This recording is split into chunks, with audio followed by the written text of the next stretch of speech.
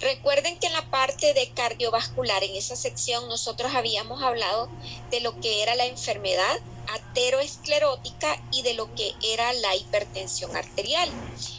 Entonces, una de las enfermedades que muy frecuente ocurre en este tipo de trastornos también es la insuficiencia cardíaca.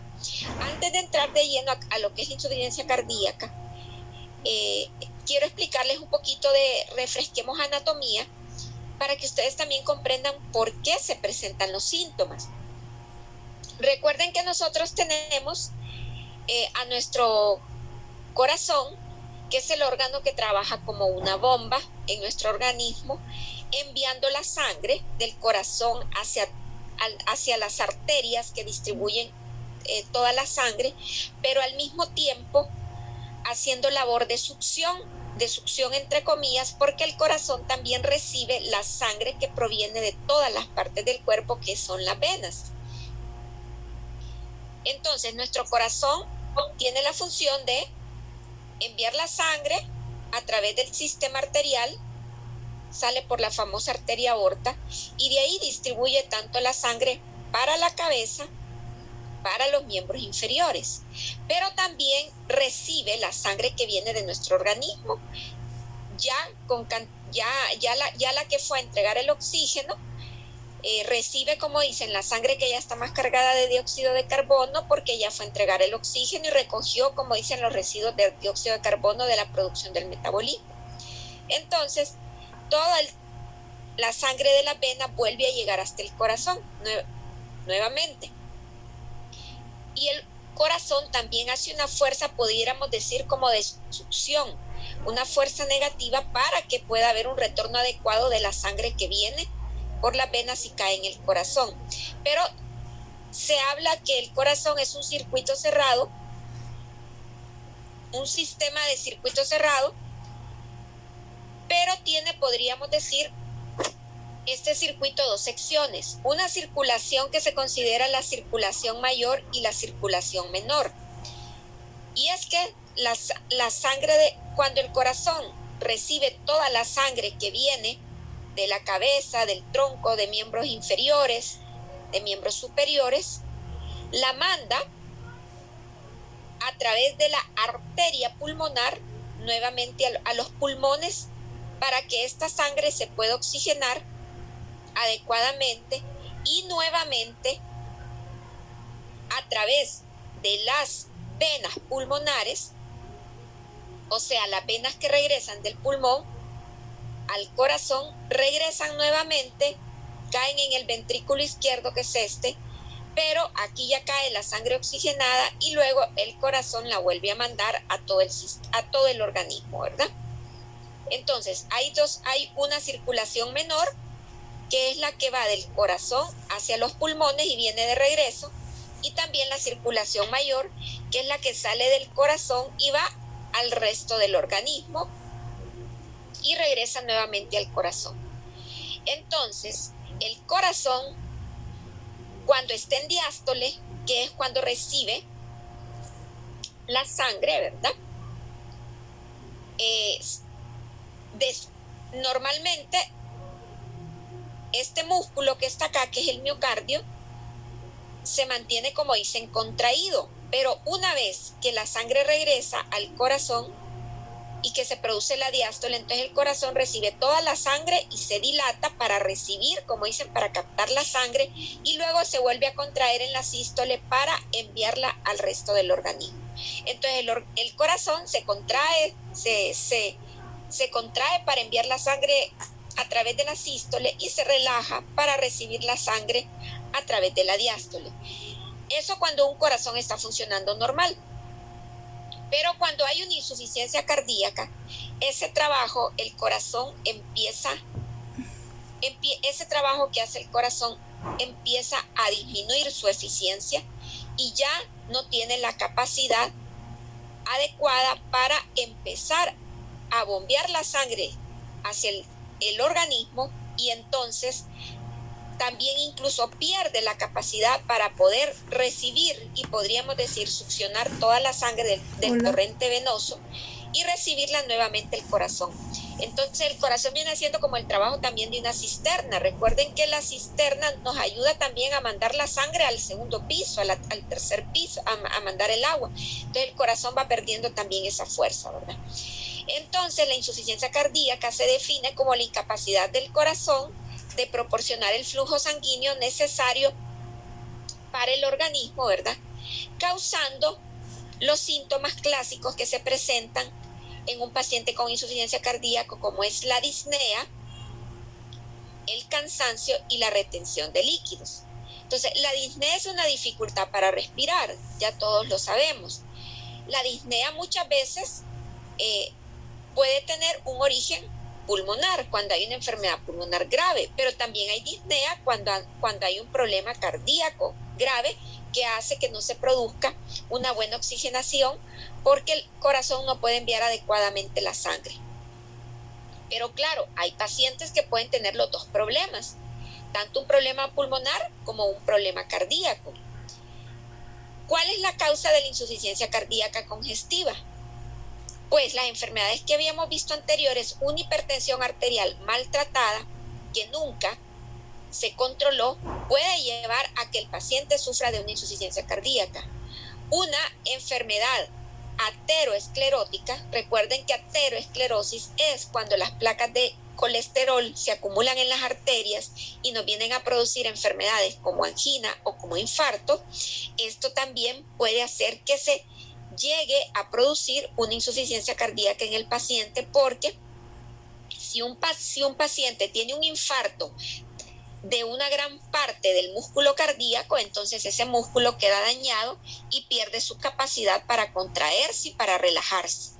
Lo mismo pasa en la hipertensión arterial. Resulta que el paciente hipertenso, como pasa con la presión alta y no se controla, si no se controla adecuadamente, entonces el corazón hace un esfuerzo exagerado, el músculo normalmente de nuestros ventrículos es grueso, pero en el paciente hipertenso se ensancha mucho más, pero llega un momento que ya el corazón ya no puede ni siquiera manejar la presión que ejerce el corazón, y después de ser un músculo ensanchado anormalmente, porque el músculo se puso demasiado grueso, luego empieza a ponerse flácido y se debilita. También la insuficiencia cardíaca puede ocurrir cuando las personas tienen lesiones en las válvulas. Recuerden que el corazón tiene unas válvulas que dividen las cavidades auriculares y las cavidades ventriculares. Entonces hay personas que tienen valvulopatías, problemas de la válvula mitral, de la válvula aórtica, de la tricuspidia, de la pulmonar, porque son 4 válvulas, ¿no? Y las miocardiopatías, que es cuando se daña el músculo, las vasculopatías, que es cuando las arterias coronarias se obstruyen o se dañan. Entonces todo esto nos puede llevar a insuficiencia cardíaca congestiva. Ahora, el detalle que la insuficiencia cardíaca congestiva generalmente tiene una fase asintomática. O sea, ¿en qué sentido? Que hay pacientes que ya empiezan a tener falla cardíaca, pero el paciente no lo nota, no lo percibe. ¿Por qué? Porque al principio hay mecanismos compensatorios. El corazón puede tener algún problema, pero resulta que hay una cadena de mecanismos que compensan la debilidad del corazón y el paciente no lo nota. A medida el problema que está desencadenando la insuficiencia cardíaca va avanzando y no se trata, entonces se va a ir agravando, y ahí es cuando el paciente va a empezar a presentar los síntomas. Claro, hay casos en los que la insuficiencia cardíaca puede empezar de forma aguda, como cuando una persona le da un infarto del corazón y se daña una gran parte del corazón. En ese caso sí empieza a haber, puede ser de forma aguda, o sea, tal vez nunca tuvo un problema antes, pero lo manifiesta de forma, como dicen, rápida o aguda, de un momento a otro. Pero gran parte de los casos, realmente los pacientes han ido poco a poco instalando o desarrollando la insuficiencia cardíaca congestiva.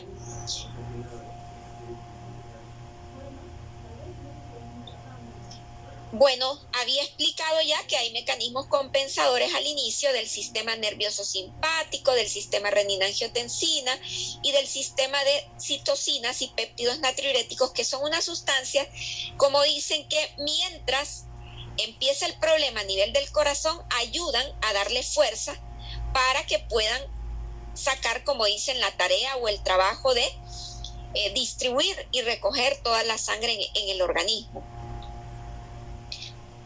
Ahora, la insuficiencia cardíaca se clasifica dependiendo de la severidad de los síntomas. Y esto sí es importante, por favor, que le pongan en cuenta ahorita, porque ustedes cuando tengan un paciente tienen que valorar también en qué tan grave es la insuficiencia cardíaca que tiene, porque no va a ser igual o no va a ser igual de fácil alimentar un paciente con una insuficiencia cardíaca grado 4 que un paciente con una insuficiencia cardíaca grado 1 o clase 1, como ustedes ven acá. Hay una clasificación de la Asociación Americana de Cardiología y de la Asociación Americana del Corazón, que la pueden ver acá. La clase 1, la clase 2, la clase 3 y la clase 4. De hecho, en el caso se menciona que el paciente tiene una insuficiencia cardíaca congestiva de tal tipo. Ahí lo vamos a revisar al final de la clase. Entonces, la clase 1 es aquel paciente que ya tiene el problema en el corazón, pero resulta que no tiene síntomas aparentes. No hay síntomas inadecuados con la actividad ordinaria y no hay limitación de la actividad física. O sea, es un paciente que aparentemente trabaja, hace sus mandados y todo, pero posiblemente si se tiene un sobreesfuerzo al que no está muy acostumbrado, o por ejemplo, si lo mandamos a caminar más de lo que normalmente camina, o si sube al segundo piso o al primer piso, ya él siente un poquito de disnea, pero él no lo percibe tanto. Esta es la clase 1. Digamos, el paciente aparentemente no tiene afectada su vida diaria y no lo percibe, pero posiblemente si se hiciera algunos exámenes se le detectaría, ¿verdad? Luego tenemos el tipo 2, que el paciente ya tiene ligera limitación física y el paciente se mejora de su disnea o de su molestia cuando está en reposo. Es aquel paciente, por ejemplo, que le dijo, voy a ir a hacer un mandado, me voy a ir a pie, hizo el mandado, caminó 4, 5 cuadras, 6, quizás normalmente lo hacía antes, pero ya llegó un poquito cansadito y se sentó, estuvo en reposo y se le calmó la disnea. Entonces, por ahí va ya lo que es el paciente clase 2. El paciente clase 3 es aquel paciente que ya tiene una marcada limitación de la actividad física. El paciente siempre se puede encontrar bien en reposo, pero ¿a qué se refiere marcada limitación de la actividad física? Que, por ejemplo, puede hacer que este paciente ya se sienta un poco cansado, incluso cuando se está bañando, cuando está haciendo actividades de la casa que tal vez normalmente las hacía. Entonces ya él empieza a ver sus limitaciones. Y la grado 4, que es la más grave, es aquel paciente que ya tiene una incapacidad de realizar actividad física sin sentir malestar. E incluso estos pacientes están en reposo y pueden sentir dificultad para respirar o disnea. Son pacientes que a veces están tranquilos, están sentados con cierta dificultad disnea, e incluso solo el hecho de comer a veces les da cansancio, o a veces el simple hecho de movilizarse o de pasarse de una silla a la cama o de la cama a la silla o ir a hacer un recorrido mínimamente al baño ya les da dificultad para respirar. Entonces, la clasificación, esta es una clasificación en base a su severidad. Entonces, ojo, un paciente con insuficiencia cardíaca grado 4 va a tener muchas más limitaciones que nos van a afectar el manejo nutricional de este paciente. ¿Y qué va pasando en el paciente con insuficiencia cardíaca? Se va alterando el músculo esquelético también. Si bien es cierto, el paciente con insuficiencia cardíaca se le daña el músculo de su corazón, como dicen, se va poniendo como un calcetín estirado, también va teniendo afección de su músculo esquelético. ¿Qué va pasando? Va disminuyendo la función muscular, aunque sea de los músculos estriados del resto del organismo, porque empiezan a tener debilidad, ya no pueden caminar un buen trecho, eso hace que la musculatura se vaya debilitando, van perdiendo masa muscular, se va atrofiando e van incluso hasta produciendo cierta fibrosis de ciertos tejidos, ¿no? Por otro lado, ¿no? Va a empezar a haber incluso hasta proteólisis, se va destruyendo muchas veces la masa muscular y una serie de cambios a nivel metabólico que van a dañar el músculo, no solo el cardíaco, sino que van a dañar el músculo esquelético, que incluso recordemos que el músculo esquelético también lo tenemos ubicado en la región torácica y hay músculos que se encargan también de la función respiratoria, como los que tenemos en medio de las costillas, como los que tenemos en el diafragma. Entonces, esos músculos también se van deteriorando, producto de la insuficiencia cardíaca. Entonces, vean, el corazón ya está dejando de funcionar, pero al mismo tiempo se va dañando la musculatura que se encarga de trabajar para dar una buena función respiratoria. Entonces, los dos órganos están bien relacionados, el pulmón con el corazón. Un daño del pulmón a la larga va afectando el pulmón o incluso a la inversa. Un daño pulmonar severo también va a ir dañando a la larga el pulmón. ¿Qué pasa cuando tenemos un paciente con una insuficiencia cardíaca severa? En gran parte de los casos se produce lo que se llama caquexia cardíaca. Y es que esto es un estado severo prácticamente de desnutrición al que puede llegar el paciente con una enfermedad cardíaca avanzada. Y esto puede ocurrir aproximadamente en el 10 a 15% de los pacientes con insuficiencia cardíaca. O sea, todos tienen afección de su musculatura, pero hay algunos que pueden caer en una caquexia severa, en una caquexia cardíaca severa. Y a esa caquexia severa llega más o menos un 10 a 15% de los pacientes. Y el paciente que ya tiene una caquexia, esa desnutrición a la que ha llegado producto del problema cardíaco, ya obviamente aumenta la mortalidad de esos pacientes. Y la caquexia cardíaca se caracteriza por una pérdida involuntaria de peso del 6% con respecto al peso corporal que ha mantenido durante un periodo de 6 meses. Ahora, esta es una valoración del peso corporal del paciente en base al peso seco, o sea, en base al peso sin edema. Entonces, ya cuando un paciente está teniendo una pérdida de peso del 6%, de forma involuntaria, obviamente, ¿no? En un periodo de 6 meses, ya este paciente, como dicen, se está encaminando en lo que es la caquexia cardíaca. Claro, ustedes tienen que hacer ese cálculo utilizando una fórmula de peso seco.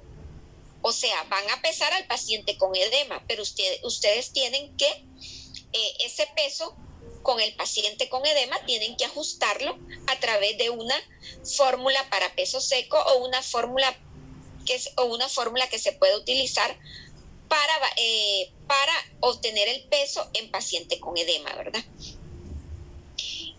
Lamentablemente, en esta caquexia cardíaca lo que se pierde de forma significativa también es la masa muscular.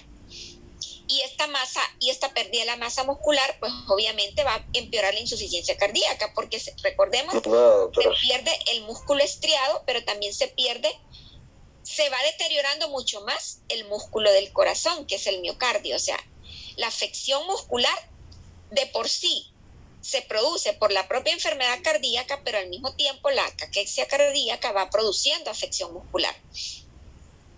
Y por otro lado, el paciente con insuficiencia cardíaca, claro, estamos hablando ya de los grado 4, grado 3, ¿no? El grado 1 quizá no tenga esta sintomatología, pero un paciente ya con una insuficiencia cardíaca, grado 3, grado 4, va a empezar a presentar anorexia, náuseas, llenuras, dolores abdominales, va a sufrir de estreñimiento, va a producirse también lo que se llama la hepatomegalia, va a haber hipoabsorción también. Entonces, todo esto va a sumar al deterioro nutricional que se va produciendo de forma progresiva en este paciente. Ahora, en el tema del tratamiento médico de la insuficiencia cardíaca congestiva, pues si estos pacientes van a llegar a tener una retención de líquidos, sobre todo cuando el paciente ya esté en una insuficiencia cardíaca grado 3, grado 4, pues obviamente dentro del manejo médico también está indicado lo que es la restricción de líquidos. Pero vamos a conocer así de forma rapidita los medicamentos que generalmente se utilizan con frecuencia en estos pacientes. Estos pacientes generalmente están tomando, aunque no sean muchas veces hipertensos, a veces se les da inhibidores de la enzima convertidora de angiotensina a dosis bajas porque pueden ayudar a mejorar el funcionamiento del corazón. Recuerden también que algunos de estos son simultáneamente hipertensos y pueden ser simultáneamente diabéticos también, o pueden tener simultáneamente una enfermedad pulmonar.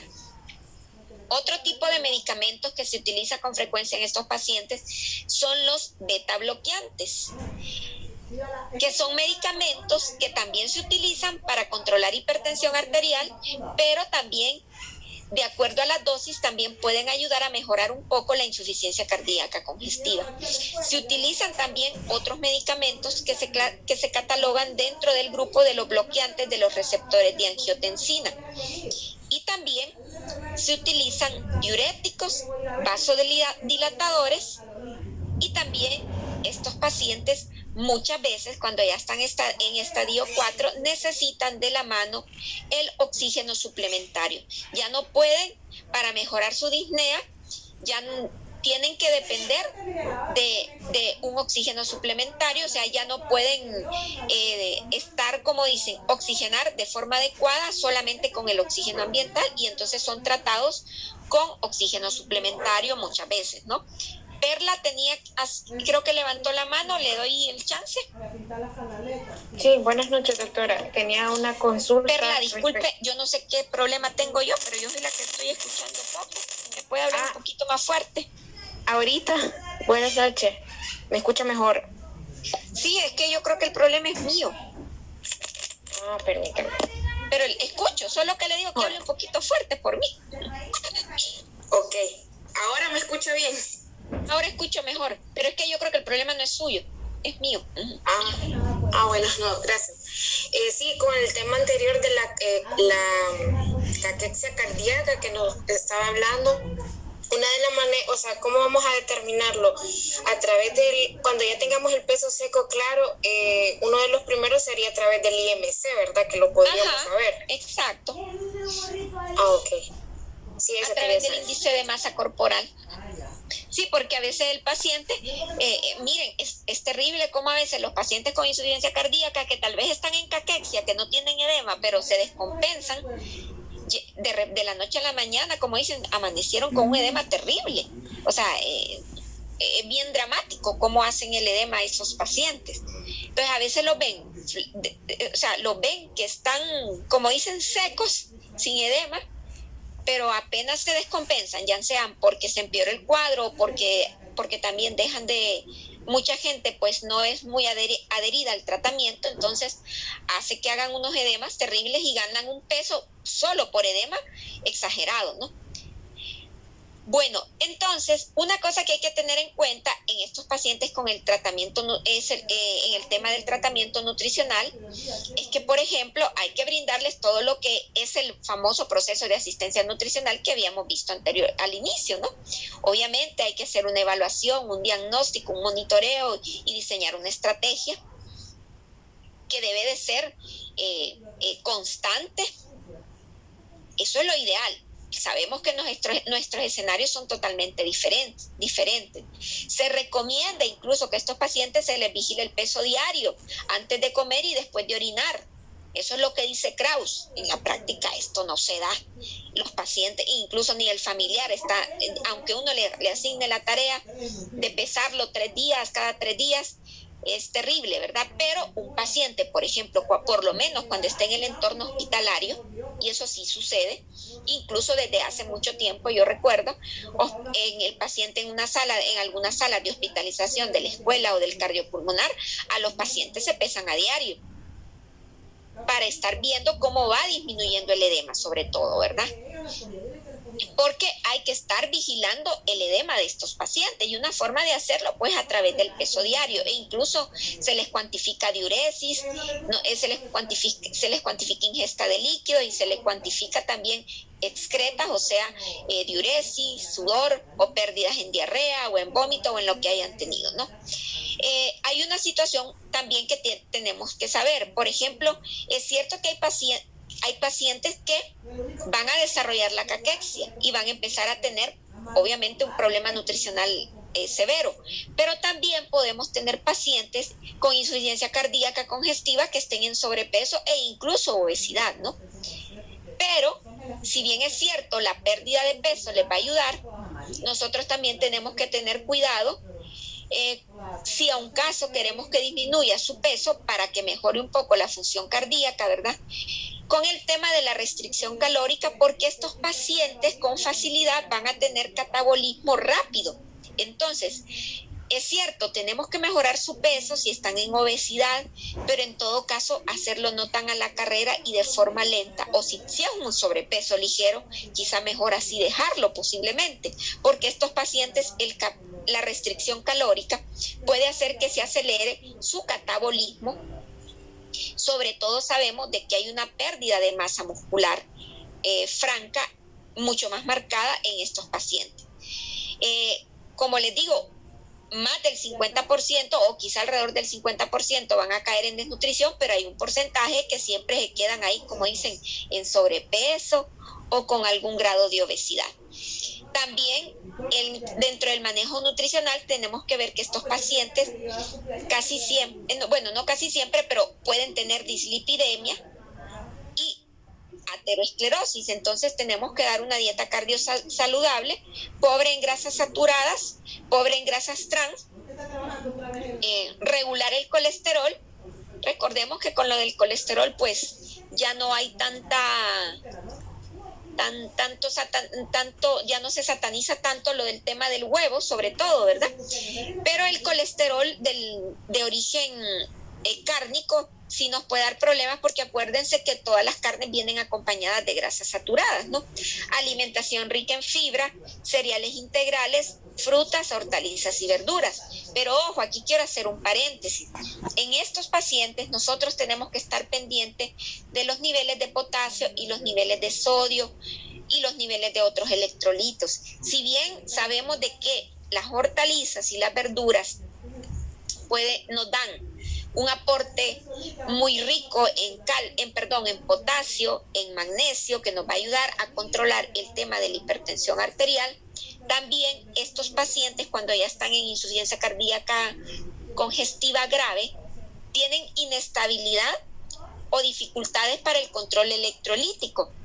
Pueden tener disminución del potasio, se les puede bajar, y al mismo tiempo les puede pasar que a veces se les sube el potasio. Entonces es una cuestión bien incierta. A veces se les disminuye los niveles de potasio en sangre, o a veces se les eleva los niveles de potasio en sangre.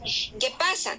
Que tanto las hipopotasiemias, o sea, los descensos de potasio, como las elevaciones de potasio, pueden producir arritmias cardíacas que pueden complicar más el problema de la insuficiencia cardíaca o incluso llevarlos hasta la muerte. Entonces uno tiene que tener bastante cuidado, y uno tiene que también que educar bien a la familia en este tema del potasio. Estos pacientes generalmente de forma rutinaria se les está midiendo con frecuencia los niveles de potasio, los niveles de magnesio, los niveles de calcio. Sus médicos tratantes generalmente se los dejan que se les mida con frecuencia. En la privada, solamente que son caros, y a veces resulta que tienen limitaciones también. Incluso los pacientes hospitalizados, con frecuencia en los hospitales públicos también se les miden los niveles de electrolitos cuando hay reactivos, ¿verdad? Es una situación limitante que se presenta en nuestro entorno, ¿verdad? Y que a veces es difícil para nosotros, como dicen, saber en qué momento puede tener elevado o disminuido el potasio, sobre todo si el paciente no ha presentado síntomas, por ejemplo, como calambre, cuando se disminuye el potasio, ¿verdad? O no tenemos un examen a la mano, un examen sanguíneo a la mano. Generalmente estos pacientes tienen un gasto energético mayor al que normalmente han tenido, sobre todo por la catabolia, ¿verdad? Recuerden que son pacientes también que a veces se les aumenta la frecuencia respiratoria, por lo tanto hay más uso de los músculos, de la musculatura respiratoria, y estos pacientes pues tienen que hacer un esfuerzo mayor para poder oxigenar el organismo, ya sea aumentando la frecuencia respiratoria o haciendo un uso extraordinario de los músculos de la región, de la zona torácica. Por eso es que uno les nota muchas veces a estos pacientes cuando tienen una insuficiencia cardíaca ya en grado 4, ¿verdad? Uno, sin necesidad de ser médico, cualquier persona les nota de que se notan con disnea o cansancio al respirar. Bueno, ¿por qué pongo este dibujo? Porque también me interesa que sepamos que un paciente con insuficiencia cardíaca congestiva grado 4 tiene repercusión a nivel hepático. ¿Por qué? Porque la sangre que recogen las venas y que van a llegar hasta el corazón, al ventrículo derecho, recuerden que el hígado recoge sangre de todo el sistema digestivo, y esta sangre la recoge con nutrientes, ¿no? A través del famoso sistema de la vena porta. Entonces el intestino, a través de todas sus venas, de sus capilares venosos, recoge sangre de la vía digestiva con todos sus nutrientes y va a dar al sistema porta, que va a pasar al hígado, porque recuerden que toda la sangre que viene del tubo digestivo pasa por el hígado y luego va a llegar al corazón también. ¿Qué pasa si el corazón no está trabajando adecuadamente? El corazón recibe la sangre, pero tiene una insuficiencia cardíaca, entonces no va a poder recibir la sangre, no puede sacar del todo la sangre que viene del retorno venoso, ya sea de la cava inferior de las piernas, pero también no puede sacar bien el retorno venoso que viene del hígado. Entonces, como dicen, la sangre se retiene. Y por eso es que la gente hace edema. Como la sangre venosa se queda retenida, entonces esa presión, esa retención de sangre hace que se fugue el líquido de los vasos hacia los tejidos, y por eso el paciente, por ejemplo, se le hinchan las venas, ¿no? También por eso el paciente hace ascitis, puede hacer ascitis también, porque esta tensión, como dicen, los vasos de retorno se congestionan, se filtra. Pero acá, más o menos es un ritmo cardíaco normal de un electrocardiograma. Cada complejo, estos se llaman complejos QRS, cada complejo de estos es un latido del corazón, y si ustedes se fijan, tiene la misma distancia de un lado a otro, de uno a otro. ¿Por qué? Porque el corazón está en un ritmo normal. Acá arriba van a ver ustedes también un corazón con un ritmo normal. De cada complejo a cada complejo prácticamente hay la misma distancia, pero vean el corazón con un ritmo anormal. Es un desorden, es un desastre. Es como decir, la banda no hay una marcha constante. Entonces vean, esto de abajo es una terrible arritmia cardíaca. Eso el cardiólogo es el que lo descifra, pero con solo ver eso, sin ser médico, yo creo que ustedes ven el desorden en las ondas cardíacas con respecto al de arriba. Entonces, importante tener en cuenta, estar pendiente de los pacientes con el tema del potasio, porque hay pacientes que se les va a bajar. Y algunos tratamientos, como los diuréticos que se le recetan a estos pacientes, aumentan las pérdidas de potasio y pueden facilitar que se le disminuya el potasio. También puede pasar que a estos pacientes se les suba el potasio. Y creo que Krauss no lo menciona, pero tenemos que tener estrategias de alimentación para tratar de no darles tanta carga de potasio. ¿Alguno de ustedes sabe o conoce alguna técnica para poder disminuir el potasio de los alimentos? La cocción. Ajá, la cocción. El remojo me parece también. El remojo, muy bien. Entonces, claro, no todos los pacientes van a tener este problema, pero es importante que ustedes lo vigilen y les enseñen a los familiares. Recordemos que el remojo de los vegetales, de las verduras, el remojo por 12 a 24 horas y hacer diferentes cambios de agua, entonces nos va a ayudar a disminuir la cantidad de potasio en estos alimentos. Y también recuerden picar, trozar trozos pequeños de los alimentos para que haya más superficie expuesta al agua. O sea, si van a colocar papa a remojar, vegetales, patatas, zanahoria, no los van a pelar obviamente, pero no los van a poner enteros, tienen que picar, trozarlos en cubitos para que haya más superficie y haya más salida de potasio.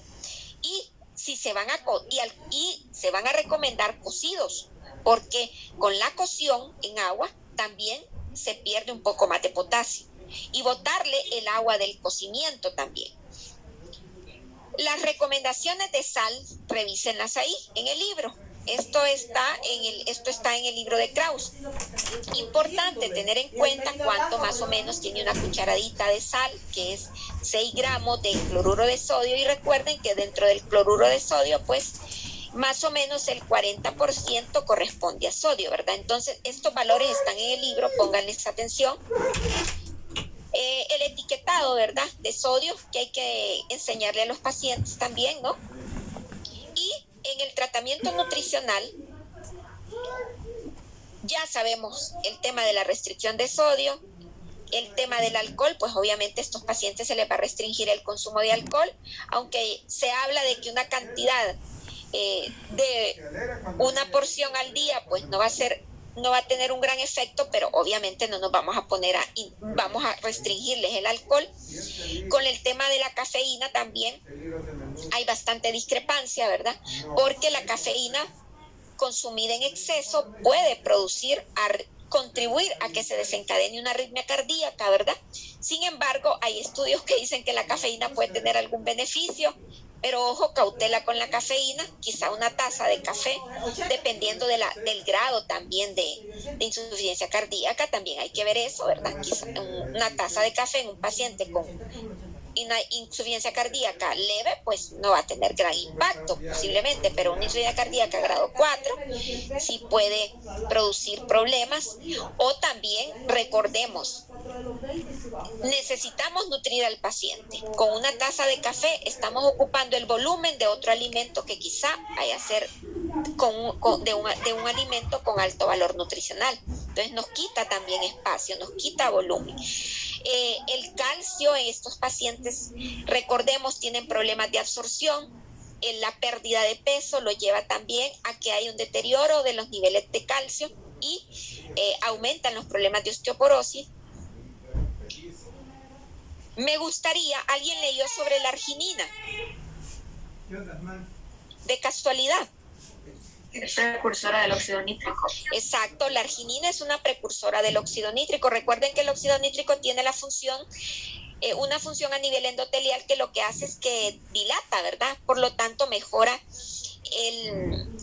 la oxigenación. Entonces, hay algunos estudios que dicen que la arginina puede ayudar a mejorar un poco, ¿verdad? No hay nada dicho de forma concreta. El tema de la coenzima Q, hay pacientes que muchos de estos están tratados también con estatinas. ¿Que alguien leyó algo sobre la coenzima Q10? No me dijiste, yo traigo lo que me dice.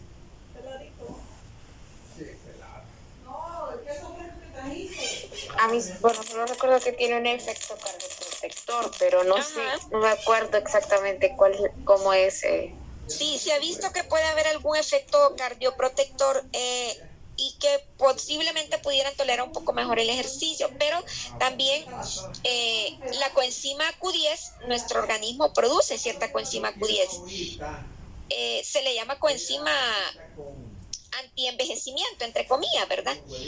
Pero recuerden que gran parte de los pacientes con insuficiencia cardíaca congestiva ya están en edad avanzada, ¿verdad? Pero también hay pacientes que están sometidos a dosis altas de atorvastatina o de cualquier otra estatina.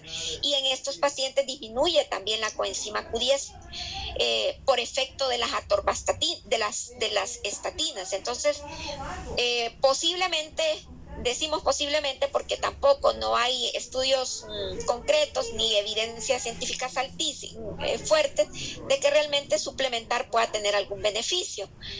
Entonces, pero tenerlo en cuenta. Con el tema de la ribosa también, como se ha visto que es un componente del ATP, ¿verdad? Podría ser que pudiera tener algún efecto también en el tema de las deficiencias de energía que tienen estos pacientes, ¿verdad? Y Kraus menciona, estos pacientes tienen necesidades calóricas inciertas.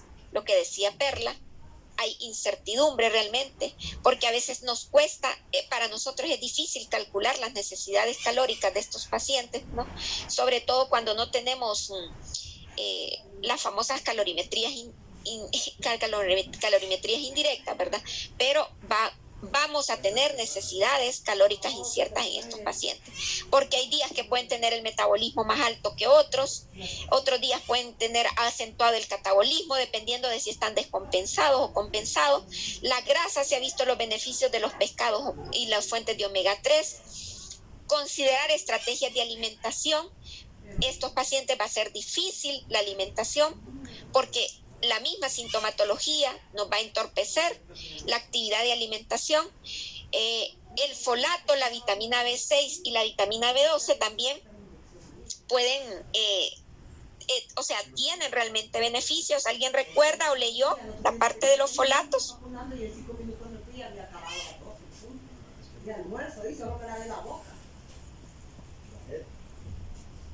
Más que todo, recordemos que estos pacientes pueden tener en riesgo estos nutrientes por el tema de la alimentación también, ¿verdad? Y recordemos que hay efecto protector cuando se mantienen niveles adecuados. Recordemos que el déficit de folato y de vitamina B12, incluso el de piridoxina, también se asocia con niveles altos de homocisteína, que recuerden que la homocisteína también se ha visto como un predictor de riesgo cardíaco, ¿verdad? Ahí dice magnesia, perdón, pero es el magnesio. Los niveles bajos de magnesio también pueden alterar un poco el funcionamiento cardíaco, porque el magnesio también interviene en la contracción muscular del corazón, y estos pacientes tenemos que protegerlos del déficit de tiamina. Pueden tener un déficit de tiamina producto de su mala alimentación, y por otro lado, el corazón está dañado. Y si aparte hay un déficit de tiamina, se nos va a dañar más el corazón. Recuerden que hay una enfermedad que se llama el beriberi húmedo, y el beriberi húmedo, que el déficit de tiamina impacta a nivel del corazón. Entonces, muchas veces en estos pacientes va a ser necesario la suplementación de tiamina. Por otro lado, se ha visto también que la vitamina D puede tener un efecto protector a nivel cardíaco. Recordemos que la vitamina D tiene un efecto benéfico en el control de muchas enfermedades. Y es cierto, nosotros desde el punto de vista nutricional hablamos de que todo debe de ser obtenido a través de la dieta. Sabemos de que en dietoterapia no es lo mismo que en dietética. Recuerden que dietética es para pacientes normales, pero en dietoterapia vamos a tener dificultades para proporcionar ciertos nutrientes, porque la misma enfermedad nos da limitaciones muchas veces para dar alimentación todo por vía intestinal. Entonces, de por sí la fuente de vitamina D en los alimentos es escasa, y de por sí estos pacientes van a comer poco. De por sí estos pacientes pasan encerrados. Son situaciones que agravan o que ponen en mayor riesgo este nutriente. Entonces, eso hay que considerarlo. Es cierto, tenemos que ser prudentes con la suplementación, pero no tampoco satanizarla, porque a veces hemos manejado de que no debemos de suplementar, pero hay que tener cuidado también, porque hay muchas veces, en muchos casos nosotros no vamos a tener siempre en riesgo algunos nutrientes porque no vamos a poder dar una alimentación completamente ideal vía oral. Y ojo, doctora, diga de Perla. sí, no sé si me confirmara, porque no me acuerdo si lo leí en Krauss, que el uso de diuréticos también nos provoca pérdida de potasio, calcio y magnesio, o no sé si era otro medicamento. Hay una infinidad de diuréticos y en efecto todos los diuréticos, recuerden que van a aumentar la producción de orina y en la orina siempre van solutos. Y sí, entre esos solutos va potasio, va sodio, va todo lo que va en sangre, porque recuerden que, por ejemplo, el magnesio, el calcio son solubles en agua, entonces sí, pueden alterar la excreción de todos estos electrolitos a través de los diuréticos. Entonces resulta que estos pacientes muchas veces están sometidos a altas cargas de diuréticos, porque si no se les aplica, se congestionan. Aumenta la cantidad de líquido en el pulmón, se llena el pulmón de líquido, se llena el hígado de líquido, se llena todo el organismo de líquido. Entonces, los diuréticos, hay diferentes tipos de diuréticos. De forma general se clasifican en esos 3 tipos: las tiacidas, los diuréticos de asa y los ahorradores de potasio. Hay diuréticos que sí, su efecto, además de eliminar el líquido, también eliminan potasio. Y por ejemplo, los diuréticos de asa que ven en este grupo generalmente excretan potasio. El paciente orina, pero se va un montón de potasio. Entonces, si nosotros tenemos un paciente tratado con este tipo de diurético, por eso es que tenemos que conocer los medicamentos que usa. Si nuestro paciente le están dando furosemida, bumetamida, toracemida o cualquiera de estos, tenemos que tener en cuenta que puede tener riesgo de disminución del potasio, ¿no? Tomarlo en cuenta. También tenemos otro tipo de diuréticos que se llaman ahorradores de potasio, como estos que ven acá: espironolactona, triantereno y amiloride. En nuestro medio con frecuencia se usa la furosemida por barata. También se usa la espironolactona. La espironolactona no es tan barata. También con frecuencia se utiliza la hidroclorotiazida. Pero a veces también incluso las tiacidas pueden ocasionar pérdida de potasio.